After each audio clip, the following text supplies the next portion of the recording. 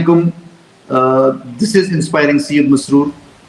आज हमारे साथ हमारे बहुत अच्छे दोस्त और एक एक्सपर्ट हैं जो इस वक्त कनाडा में बेस कर रहे हैं। हम उनसे बातचीत करेंगे। एक बहुत बड़ा चैलेंज है जो खासकर जो नए लोग जाते हैं कनाडा में और जो प्लान कर रहे हैं जाने के लिए, कि अगर वो वहाँ पे पहुँचते हैं तो जॉब्स के लिए कैसे अप्लाई करें, किस तरह की रिज्यूमे उनको डेवलप करना चाहिए, किस तरह से अपने आप को प्रेजेंट करना चाहिए ताकि आपके जॉब होने के चांसेस बढ़ जाएं, आपकी शॉर्ट लिस्टिंग के चांसेस बढ़ जाएं और आप एक प्रोसेस में चले जाएं।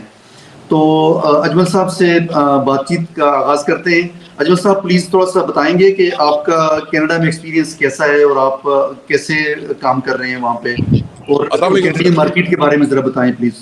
सर, सबसे पहले तो अस्सलाम वालेकुम आपके और आपको और आपके तमाम देखने वालों को मेरा सलाम। और जहाँ तक बात है सर कैनेडियन स्टाइल रिज्यूमे की, तो इसकी बड़ी इंपॉर्टेंस है सर। यही वो गैप है जो ब्रिज नहीं हो पा रहा और हमारे लोग यहाँ पर आ नहीं पा रहे। मैं थोड़ा सा रेफरेंस दूंगा सर एजुकेशनल इंस्टीट्यूशंस का भी, और जो मेरे दोस्त हैं या जहाँ पे मैं एम्प्लॉयर्स के साथ बैठता हूँ उनसे भी मेरी बात होती है, यहाँ पे HR के लोगों से भी मेरी बात होती है। तो 2-3 चीज़ें बड़ी इंपॉर्टेंट होती हैं सर। पहली चीज़ तो ये है कि रिज्यूमे को ज़्यादा लेंथी नहीं बनाना चाहिए। रिज्यूमे 1 से 2 पेजेस का होना चाहिए। वो हर जो एक्सपर्ट से मेरी बात होती है वो यही कहता है कि अगर आपके पास कम एक्सपीरियंस है 1 पेज का सफिशिएंट होता है, और अगर आप कोई बहुत ज़्यादा एक्सपीरियंस है, आपका 20-25 साल का एक्सपीरियंस है, तो 2 पेजेस सफिशिएंट होते हैं। उसकी वजह ये है इतना टाइम नहीं होता सर कैनेडियंस के पास कि वो 10-10 सफ़ों की कहानियाँ और आपकी पूरी लाइफ हिस्ट्री को स्टडी करें। इतना टाइम किसी के पास नहीं होता। दूसरी सर इंपॉर्टेंट चीज़ ये है कि जो उसकी फॉर्मेटिंग है वो भी बड़ी इंपॉर्टेंट होती है सर। जहाँ पे एजुकेशनल इंस्टीट्यूशंस में सिखाया जाता है टाइम्स न्यू रोमन, ये फ़ॉन्ट इस्तेमाल किया जाता है सर यहाँ पे। अच्छा। लोग मुख्तलिफ तरह का करते हैं, लेकिन जो एकेडमिक यहाँ पे इंस्टीट्यूशंस में इस्तेमाल किया जाता है वो साइज उसका होता है 12 और टाइम्स न्यू रोमन, ये फ़ॉन्ट इस्तेमाल किया जाता है साइज। और मैंने उसका नाम बता दिया। अगर इसमें बनाएंगे तो ज़्यादा बेहतर होगा। डबल स्पेस रखनी है, यानी कि हर लाइन के दरमियान डबल स्पेस होनी चाहिए और पैराग्राफ्स के दरमियान स्पेस नहीं होनी चाहिए। और जो CV या रेज्यूमे का जो फॉर्मेट होता है वो पैराग्राफ स्टाइल में होना चाहिए। अच्छा। ये पहली इंपॉर्टेंट चीज है। 12 size times new Romans, double spacing, और स्पेसिंग नहीं इसके अलावा होनी चाहिए। लेफ्ट लाइन होना चाहिए 0.5 दोनों साइडों से उसकी स्पेस होनी चाहिए। ये तो है बेसिक। उसके बाद आ जाए सर, सबसे पहले नाम आता है। नाम आपने बताना है, अपना नाम पूरा लिखना है, कॉन्टैक्ट नंबर, एड्रेस, ये 2-3 चीजें आ गई। उसके बाद आप एक्सपीरियंस पे आ जाए, और एक्सपीरियंस आपने शुरू करना है जो रीसेंट आपका एक्सपीरियंस है वहां से शुरू करना है। 97 में आपने क्या किया था वो सबसे आखिर में रखें, बल्कि अगर वो नहीं भी रखेंगे तो कोई फर्क नहीं पड़ता। अभी जो कर रहे हैं उससे पीछे चलते जाए, ये आपने अपना बताना है। उसके बाद जो आपके पास स्किल्स हैं, जो भी स्किल्स हैं वो आपने बतानी है कि स्किल्स कौन कौन सी हैं, और उसको कहा जाता है फंक्शनल। जो आपकी स्किल्स मौजूद हैं, फंक्शनल स्किल्स जो हैं वो आपने उसमें मेंशन करनी है, और वो अलाइन होनी चाहिए उनकी जॉब रिक्वायरमेंट्स के साथ। बिल्कुल ठीक है। ये नहीं है कि भाई आपने एक CV बनाया और 500 लोगों को भेज दिया, कभी भी एक्सेप्ट नहीं किया जाता। वो आर्टिफिशियल इंटेलिजेंस हर जगह पे इन प्लेस हो चुका है और वो उन कीवर्ड्स को देखता है। आपने हर CV को टेलर करना है हर ऑर्गेनाइजेशन के मुताबिक। काम थोड़ा सा मुश्किल होता है, लेकिन यही करने वाला काम है कि आपने हर जॉब रिक्वायरमेंट देखनी है, वो देखना है ऐड किस तरह का है, उसके मुताबिक उसके कीवर्ड्स और उसके मुताबिक अपनी स्किल्स को थोड़ा सा टेलर करके आपने उसमें डालना है, तो फिर चांस होता है। और आखिर में अपनी एजुकेशन डालनी है। और एजुकेशन में भी आपने ये नहीं शुरू करना कि भाई प्राइमरी कहाँ से की, आपने ये शुरू करना है कि सबसे हाईएस्ट एजुकेशन, फिर उसके बाद उससे कम आपने उस तरह बतानी। और आखिर में वॉलंटियरी का जो आपका एक्सपीरियंस है, अगर वो आपका है तो वो बहुत अच्छा कंसिडर होता है। वॉलंटियरिंग एक ऐसा एस्पेक्ट है जिसको कैनेडियन खासकर बहुत ज्यादा वैल्यू देते हैं कि यार ये बंदा अपनी जिंदगी या अपने बाकी मामलात से आगे निकल के इंसानियत के बारे में सोचता है। तो कैनेडियंस जो हैं वो इंसानियत के बारे में बहुत सोचते हैं।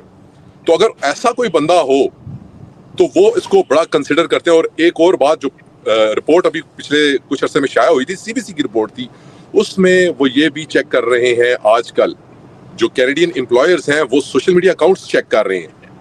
अगर कोई बंदा एग्रेसिव हो, जिसके सोशल मीडिया अकाउंट में उनको एग्रेशन नजर आए, उसको वो जॉब नहीं देते। ये बड़ी बात है सर। सोशल मीडिया अकाउंट्स और वो कैसे करते हैं, वो आर्टिफिशियल बेस्ड कोई उन्होंने सॉफ्टवेयर लगाया है, कैसे करते हैं ये नहीं लिखा हुआ था, लेकिन उन्होंने लिखा हुआ था कि 80% जो एम्प्लॉयर्स हैं यहाँ पे वो सोशल मीडिया अकाउंट्स चेक करते हैं कि यार ये बंदा हमारी ऑर्गेनाइजेशन के लिए सूटेबल होगा या नहीं होगा, और ये बहुत इंपॉर्टेंट बात है, नॉर्मली लोगों को नहीं पता होती। तो ये चीजें हैं सर, अगर इन चीजों को किया जाए तो हमारे लोग भी आ सकते हैं, और अपना रिज्यूमे अगर वो भेजें इस तरीके से तो बहुत ज्यादा चांस है कि उनको जॉब मिल जाएगी। बहुत शुक्रिया आपका। मुझे ये बताएं कि अभी रिसेंटली कैनेडियन गवर्नमेंट ने तकरीबन अनाउंस किया जी कि वो हर साल 5 लाख इमिग्रेंट्स को बुलाएंगे और नेक्स्ट 3 ईयर्स में उनका प्लान है कि 1.5 मिलियन इमिग्रेंट्स को लाना है। तो ऐसे में जॉब्स के की अनएम्प्लॉयमेंट ज्यादा नहीं हो जाएगी और जॉब्स होने के चांसेस कम नहीं हो जाएंगे? थोड़ा सा सर, बात बताएंगे ये कि है कहाँ कि मौजूद है। कनाडा का प्रॉब्लम क्या है? कनाडा का प्रॉब्लम ये है कि कनाडा के पास यूथ नहीं है, एजिंग अच्छा। पॉपुलेशन है एक फैक्टर, और दूसरा बर्थ रेट है कोई नहीं इनका, तो इनको मजबूर होते हैं ये बुलाने के लिए लोगों को दूसरे ममालिक से, ताकि इनकी इकोनॉमी चले। इनके पास बंदे नहीं है। अब बात ये है सर कि बंदे कौन से नहीं है? क्या इनके पास ऊबर चलाने वाले बंदे नहीं है? क्या इनके पास फूड डिलीवरी वाले बंदे नहीं है? रेस्टोरेंट वाले बंदे नहीं? इनको बंदे चाहिए sir skilled workers. 7,83,000 statistics of Canada के मुताबिक जॉब्स वैकेंट है। अच्छा, अब वो ब्रिज नहीं हो पा रहा। जो थोड़े बहुत आते भी हैं स्किल वाले बंदे, वो भी देखते हैं यार कि वो ऊपर की तरफ निकल जाते हैं, वो इधर उधर निकल जाते हैं, वो अपने आप को अपग्रेड नहीं करते यहाँ पे आके। यहाँ का जो स्किल भी सर, ये नहीं है कि मैं इलेक्ट्रिशियन भी हूँ, मैं प्लम्बर भी हूँ, मैं कारपेंटर भी हूँ, मैं सारे फन बोला हूँ, वो यहाँ पे नहीं चलता सर। यहाँ पे अगर एक बंदा कारपेंटर है और सही स्पेशलिस्ट है, वो चलता है सर।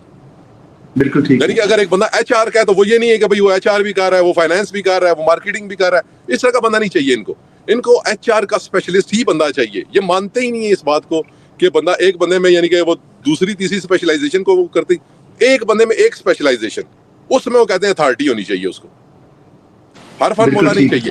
तो इनको बंदे चाहिए सर स्किल्स वाले और प्रोफेशनल चाहिए, उन जिनके पास डिग्री हो, डिप्लोमा हो, या कैनेडियन चीजों को वो समझें, तो वो बड़े आराम से सर यहाँ पे आ सकते हैं। और आपकी बात का जवाब कि यहाँ पे अनएम्प्लॉयमेंट नहीं हो सकती क्योंकि इनके पास बंदे ही कोई नहीं है।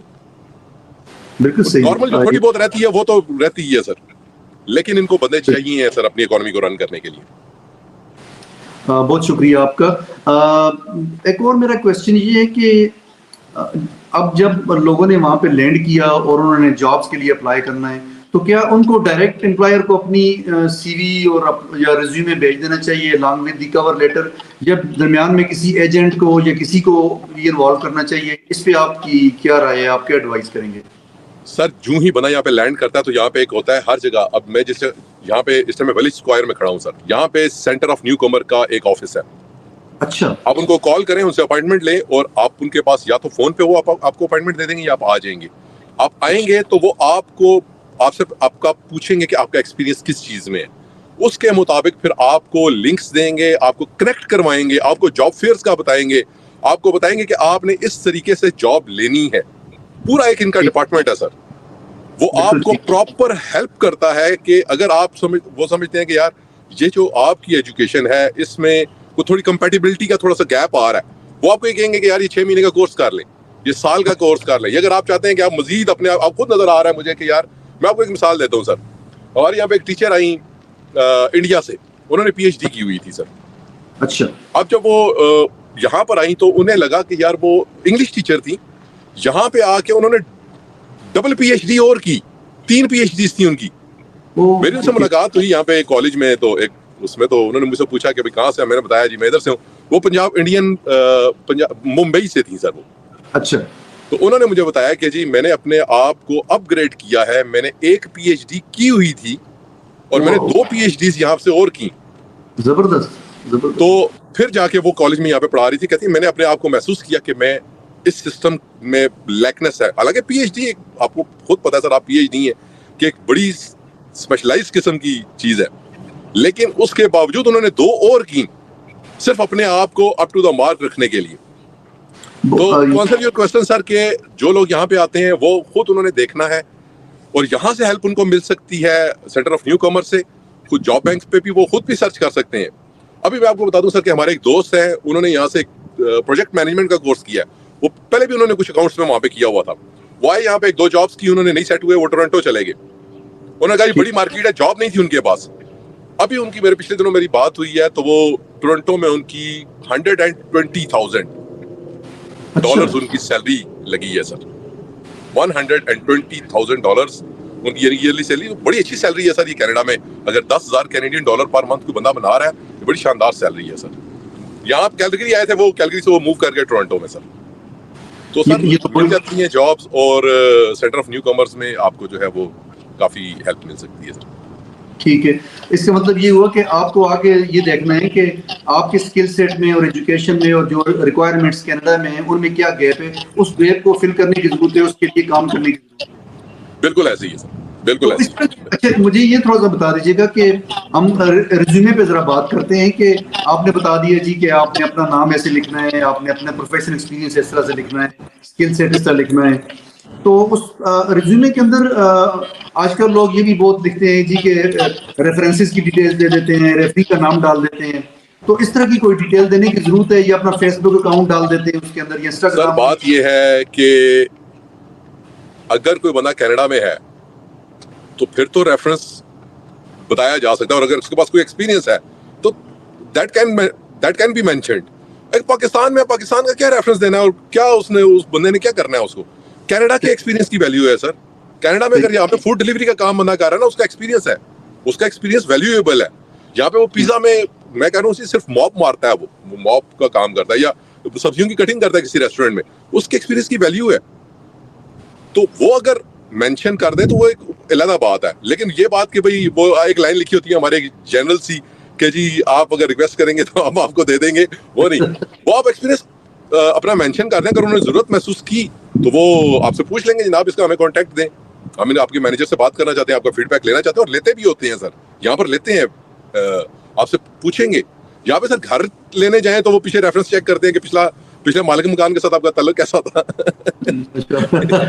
नो, ये बड़ी वैल्यूएबल इंफॉर्मेशन आपने दी है कि जो मालिक मकान से भी जाके वो चेक करते हैं कि इसका बिहेवियर क्या था, या इसका एटीट्यूड क्या था आपके साथ। उसकी वजह है ना सर, उसकी वजह ये है कि एक दफा बंदा आ गया ना अंदर, उसको निकालना आसान नहीं है। ना एम्प्लॉयर के लिए आसान है जिसको अपने राइट्स का पता है, उसको ना मालिक मकान के लिए निकालना आसान, ना एम्प्लॉयर के लिए निकालना आसान है उसको। तो फिर वो गलत बंदा अगर ले लेंगे तो बड़ा अजाब बन जाएगा उनके लिए।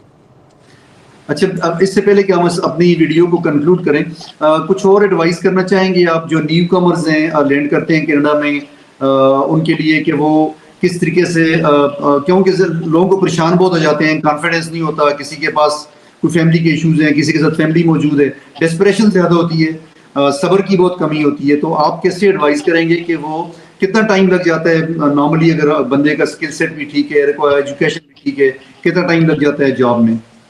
सर टाइम लाइन तो कोई भी नहीं दी जा सकती ना।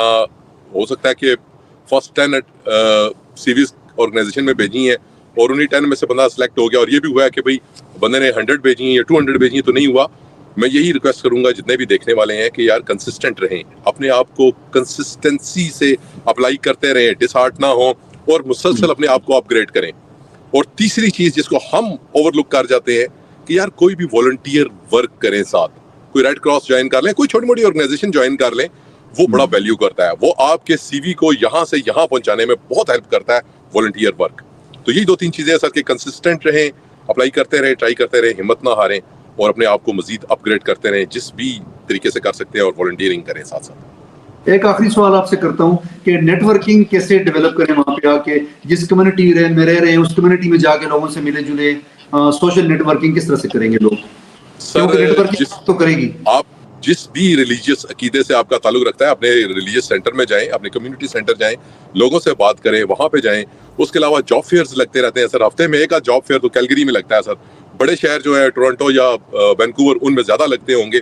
वहां पे जाएं, नेटवर्किंग करें, लोगों से गपशप करें, आप बात करें, अपना कार्ड दें या नंबर दें, अपना उनसे उनके नंबर लें। यही इसी तरीके से होता है सर। तो इससे आपको काफी हेल्प मिल जाती है सर। चलें, आपका बहुत शुक्रिया, आपने काफ़ी अच्छी टिप्स दी कि रिज्यूमे कैसे डेवलप किया जाता है, कैनेडियन मार्केट की जो एम्प्लॉयर्स हैं उनकी जॉब रिक्वायरमेंट्स क्या हैं, आपने बाकी भी सोशल कंडीशंस के बारे में बताया, जो नए कमर्स आते हैं उनको किस तरह से अप्लाई करना है, कैसे अपनी स्किल को डेवलप करना है, गैप को कैसे ख़त्म करना है। It was a very valuable session. Thank you very much. आपका बहुत thank you very much sir, बहुत बहुत शुक्रिया सर. Thank you. अल्लाह हाफिज़. Thank you. अल्लाह के हवाले.